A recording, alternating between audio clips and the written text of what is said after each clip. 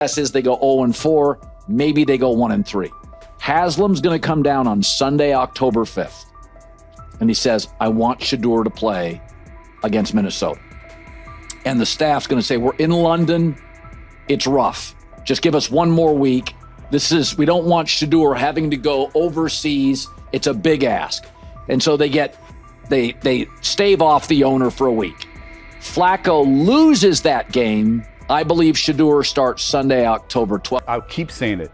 I believe Shedeur Sanders should play more games than any other quarterback on this roster this year, because he's the only guy that I look at and say, they might have something here, because I'm telling you right now. Big news coming out of Cleveland. Sources say the Browns ownership has made it clear they want Shedeur Sanders as their starting quarterback. According to Colin Cowherd, Sanders has quickly emerged as the frontrunner for the QB1 spot. And this isn't just talk. Word is, the owners plan to push hard on team leadership to make sure he starts right from week 1. This could be the start of a brand new chapter in Cleveland, with the talented Shedeur Sanders leading the way. Jimmy Haslam, many believe, forced Andrew Berry and Stefanski to draft Shedeur Sanders. They drafted Dylan Gabriel probably a round or two early, hoping to get out of the Shedeur sweepstakes.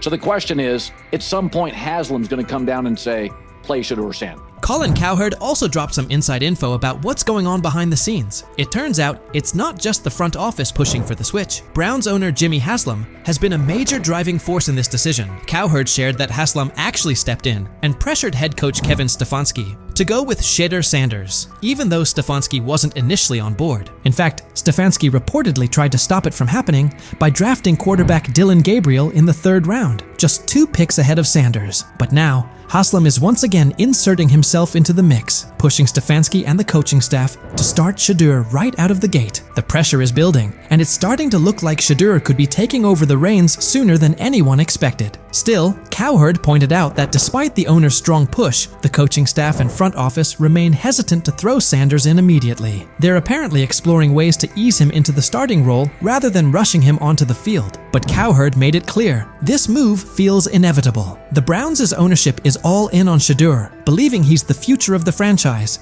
and the key to turning the team into a serious title contender. Cowherd also brought up something interesting. It's not just about what Shedeur can do on the field. The ownership sees an opportunity to make headlines. Starting Shedeur would generate serious buzz, and that seems to be part of the plan. Cowherd referenced past situations with Baker Mayfield and Deshaun Watson, where ownership gave their full backing even when the coaching staff had reservations. Now, it's Shedeur who's in the spotlight, and the Browns owners are betting big on his star power to bring both wins and national attention to Cleveland. But if you believe, and many do, that the owner, he's the one that wanted Manziel, he's the one that did Deshaun Watson, he's the one that wanted Baker Mayfield. This is an ownership group that likes headlines at quarterbacks.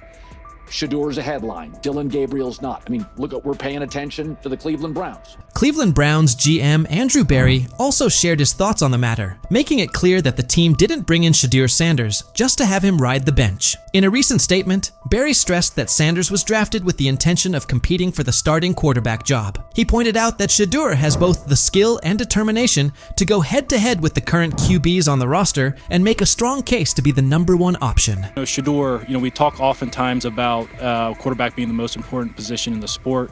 We obviously spent a lot of time with Shedeur throughout the process. He's highly accurate, can play well from the pocket.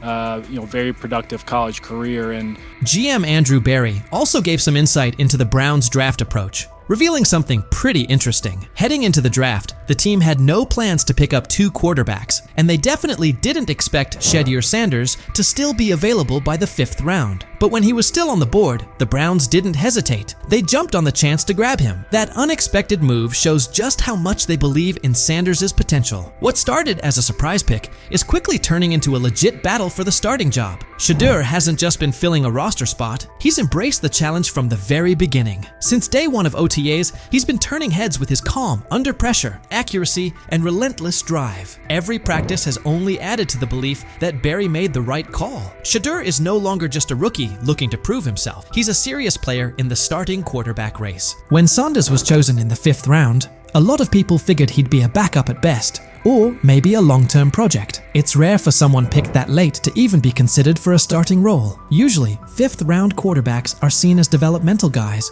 who need time before they're ready to contribute. But Shedeur is flipping that script. Instead of quietly learning behind the scenes, Sanders is making a clear impact during OTAS. He's confidently leading huddles, staying composed in high-pressure moments, and impressing the coaching staff with his smart decision-making. It's obvious now, he didn't come in just to watch and learn. He came to compete. His performance has changed the conversation, and he's now firmly in the mix for the starting job. What looked like a low-key draft pick at first is starting to look like a bold move with real upside. The buzz around Shedeur Sanders is growing fast, and he's become one of the most talked about players in Cleveland this offseason. You're drafted in the 4th round or later, you're instantly running with the 2s. More often than not, even the 3rd round or later, you're more likely running with the 2s.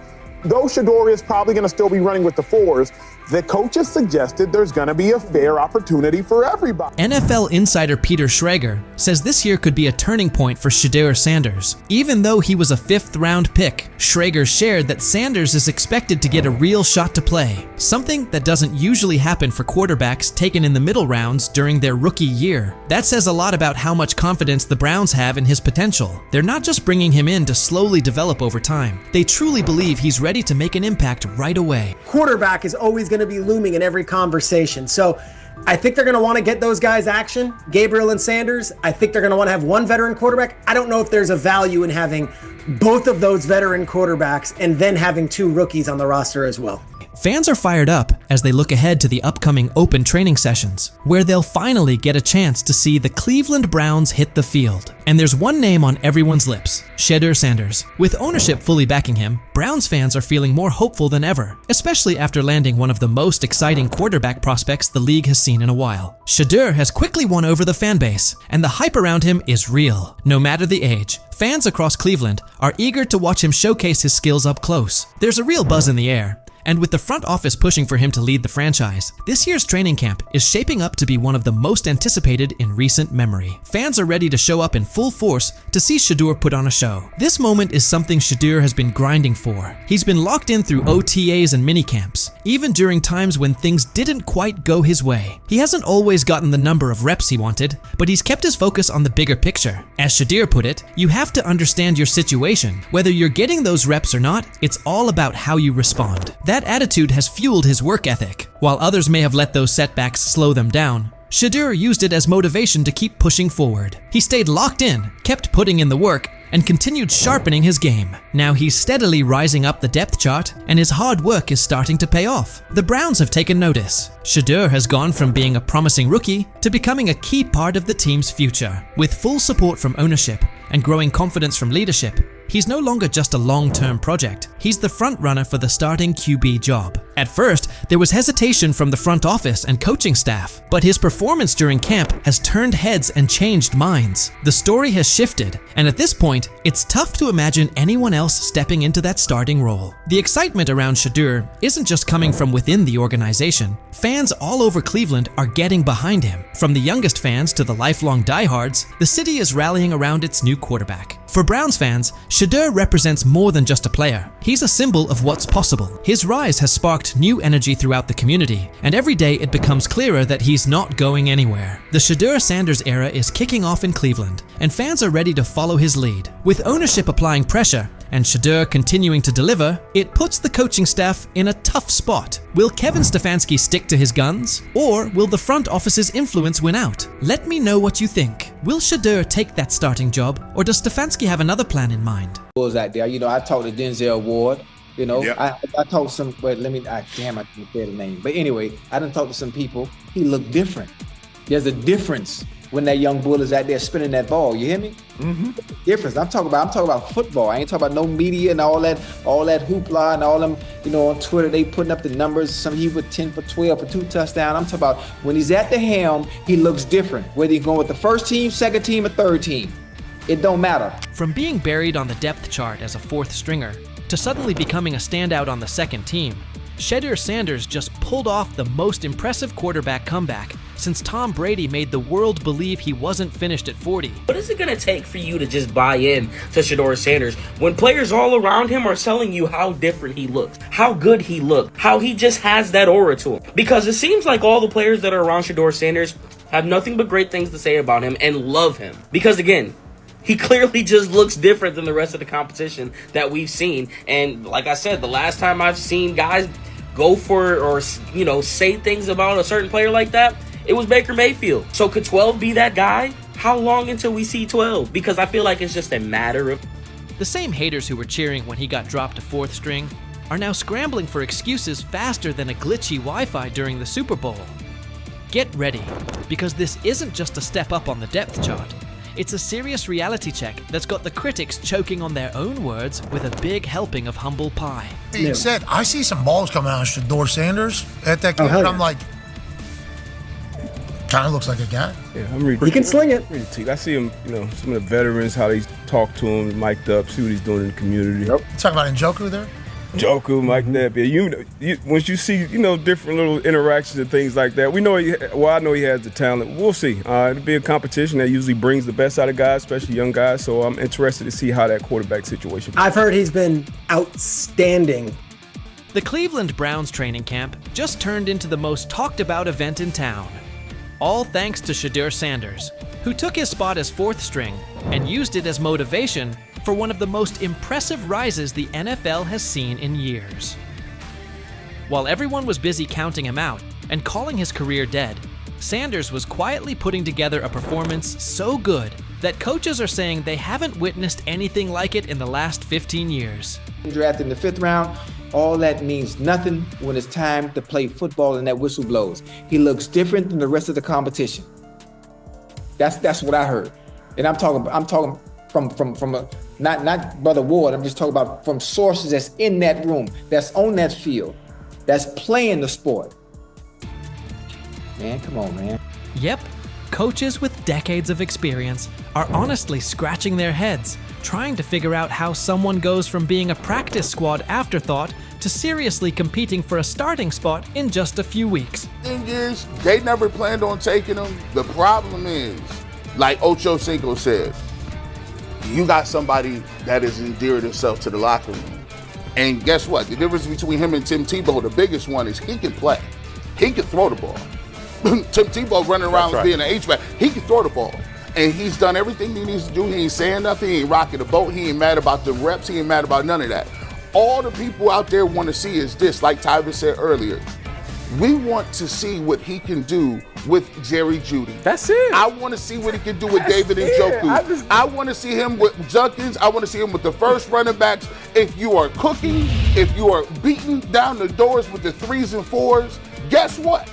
You deserve more. That was a bar. It rhymed. It was. Remember when Mary Kay Cabot dropped that bombshell report saying Shedeur Sanders was the 4th string quarterback? The internet blew up faster than a Michael Bay explosion. Critics came out of nowhere, like ants at a picnic, rushing to call his NFL dreams dead on arrival. They claimed he was only shining against guys who'd either end up on practice squads or be out of the league by September. They pointed out he wasn't getting reps in 11-on-11 drills and said he needed to earn his way up the depth chart. Dude, listen, the guy, all I can say is that he goes where the ball's supposed to go and it looks the way it's supposed to look.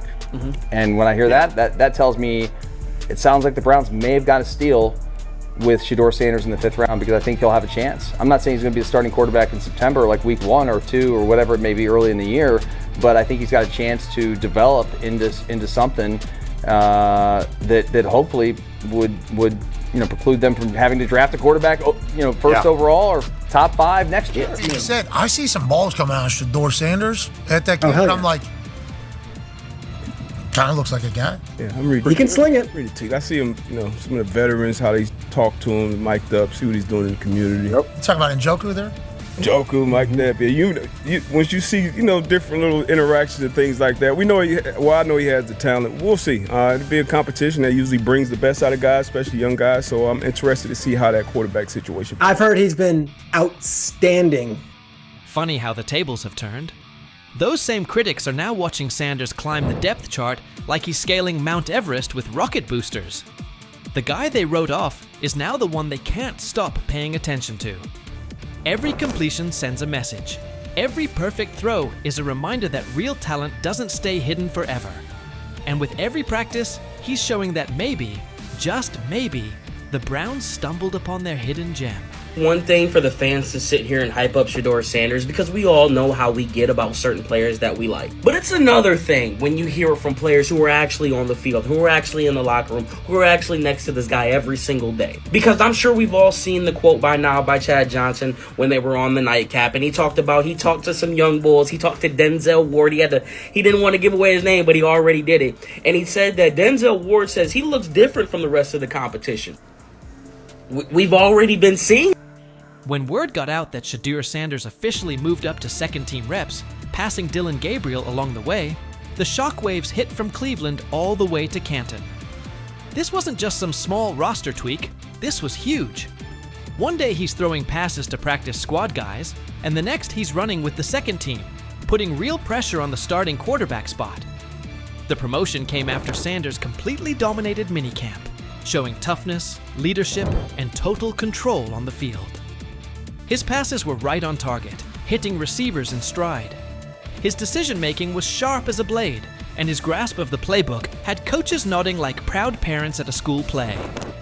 But this wasn't beginner's luck.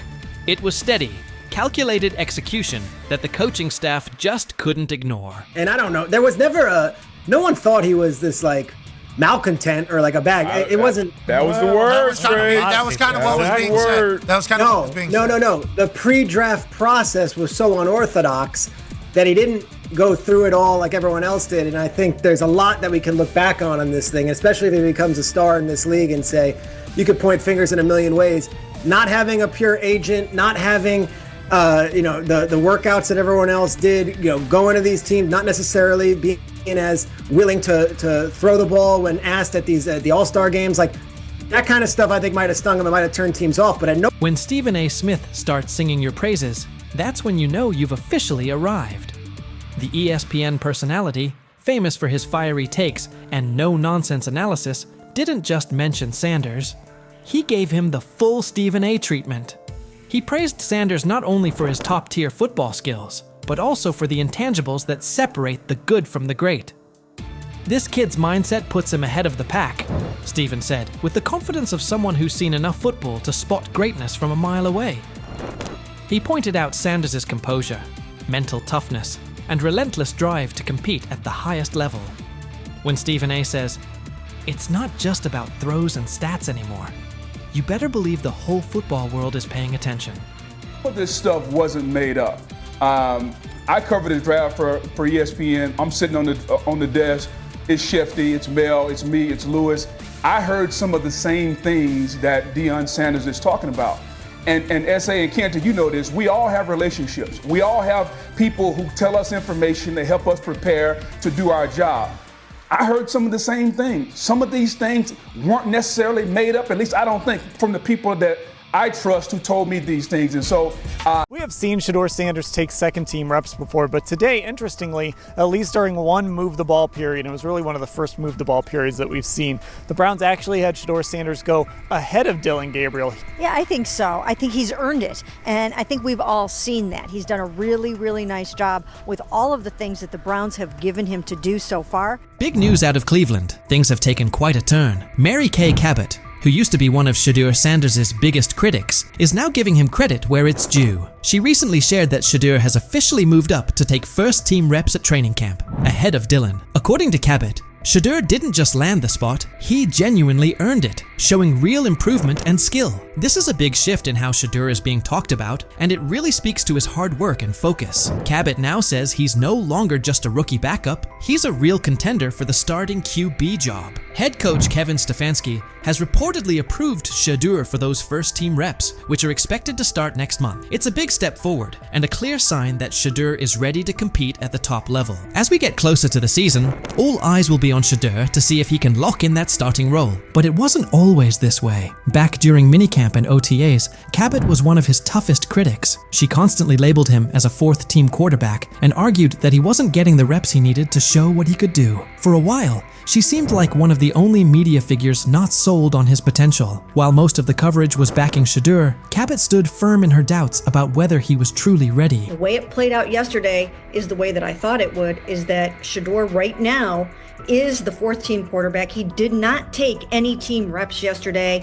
Sometimes there's misinformation that comes out of an OTA like that, but he just did not take any team reps.